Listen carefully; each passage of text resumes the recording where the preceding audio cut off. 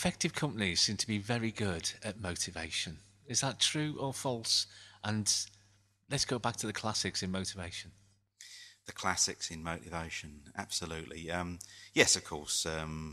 90% of any leadership job. I was told this by an auditor in a financial firm. He says 90% of work is psychology. There's good and bad psychology. So I always go back to the classics in psychology to look at motivation. And I suppose we could talk about a couple of those things really here.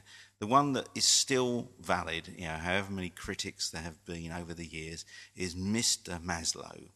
Now, he sort of came up with a hierarchy of needs that talked about things such as getting your basic sort of physiological needs met, right through to this thing unpronounceable called self-actualization. And he produced a hierarchy of needs.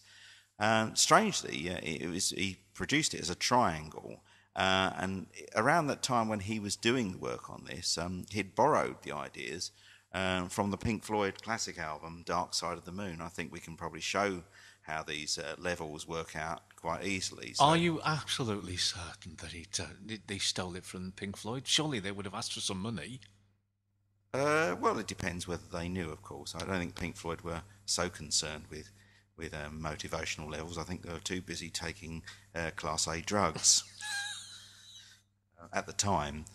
No, in fact, of course, I did make that up. Mr. Maslow obviously studied in depth the whole area of motivation and came up with these levels of need. Importantly, he said that you couldn't expect to have self-actualization if your shelter and basic well-being needs weren't being looked after. Now, that's a basic thing that people forget about at work. They try and say, let's reach for the sky, when in fact you haven't got a roof over your heads. A simple idea which is not very well applied at work, actually. So some of the classic models that are put forward in MBAs have real practical value for work. So I don't think we should just sort of dismiss academics in that respect. I think Maslow has a lot to offer us in terms of thinking about what's the right inducement to get the right behaviour going along. I suppose at a very basic level, like it would be for Dark Side of the Moon, it's very easy to be a critic and less easy to be the person who comes up with a great idea in the first place. Even if it's 90% right, that's got to be a great start, hasn't it? Of making you think, we've got to sort this out before we can move on to the next level. If you've got really awful conditions in your office, it's not worth having a fun away day to make everyone love each other. Speaking of the classics, I mean, the other guy that really brought a lot of stuff without trying to make it all new and fangled is Mr. Hertzberg, who brought us his two-factor theory of motivation, which involved looking at what he called dissatisfiers and satisfiers, or the hygiene factors and the genuine motivators. And I think Hertzberg has taught us a lot, Phil. I'm sure you know a little bit about that. I mean, give us one thing that you can learn about Hertzberg in comparison to Maslow. Do you know, one of the biggest things that people moaned about with Maslow was the fact that he didn't have money anywhere in the hierarchy. And he got around it by saying, oh, it's involved in the whole hierarchy. That's where Hertzberg took it on. He tried to find out whether money was a motivator or not. And it was one of the major things that dropped out of that research was the fact that that ended up in the dissatisfier pile. That is something that you had to have where people felt it was about right. And then you can move on to real motivation. So, 5 things or more on the side of the dissatisfiers or the hygiene factors. Hygiene factors I like as a phrase. It means it's got to be in place before you can do anything else to me. And I do like the phrase. But then the other side of things was satisfaction in the job. Do I get promoted? What's the atmosphere like in this company, in this organisation? What's my boss like? Can I live with the way this organisation works? Those are the things that really make people feel good about doing the job. So, gotta have the other things in place. All those true motivators don't have an effect. What a great learning. Yeah, and the other thing that sort of comes along with that is he pointed out that really money don't satisfy, but he suggested some real simple things that managers could do. Again, they're simple, but they're not well applied, because he said actually giving people responsibility and a sense of achievement, which often comes from saying thank you, are really long-term motivators. Now, that's not rocket science. It's real simple. So But how recognition and often, respect has got to be in there. yeah, so how often do we manage to say thank you for stuff? And yet it lasts longer than a pay rise. I mean, just that's worth thinking about quite a lot. There have been critics, of course, of Hertzberg, and the main basis for their criticism was that he did actually not, he didn't do the research in an entirely traditional way.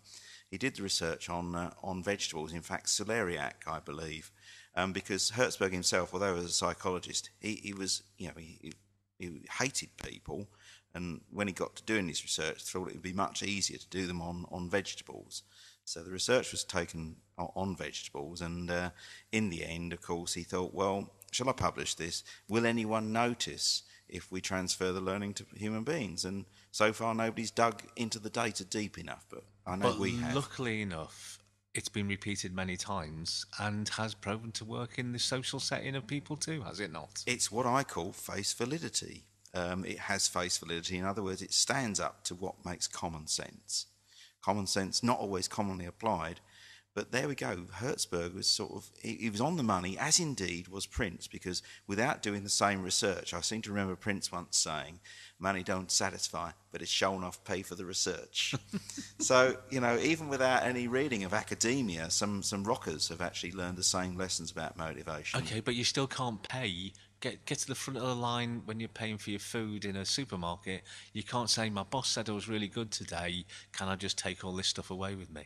So what can people get from all this in their own organisations, Peter? Well, they could learn from Maslow's triangle to think about where people are at before they offer them a reward. The simple example is don't offer whiskey to a teetotaler as a reward. It doesn't work. And of course, they can ask people what they would prefer as a reward rather than telling them what the organisation has on offer. The HR department likes to have a standard package so that no one feels they've lost out. But the smart organisations have a cafeteria of benefits with equivalent value, and they ask you, the employer, what would you like off of a menu? Not an endless menu, but a menu. So you can think about personalising rewards Because and people's recognition. needs are different at different stages of their careers, aren't they? Exactly. And it takes a lot of doing getting that smorgasbord right, I would have thought, that cafeteria approach right. So we are back to cooking there in terms of thinking about a menu, not a set meal.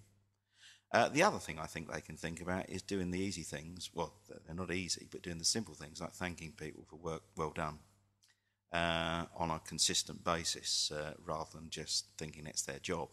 The Generation Y these days wants to actually be admired for what they do rather than just doing a job, or so I'm told the research says. So we need to think about thanking people. It doesn't always mean giving them prizes. And best companies like Pret a Manger actually don't spend a lot of money on sort of rewards and recognition, but they do have an awful lot of sessions where people can get involved and sort of thank you evenings and stuff like that for staff. So they actually prefer recognition over reward, and that probably saves them a whole bunch of money as well.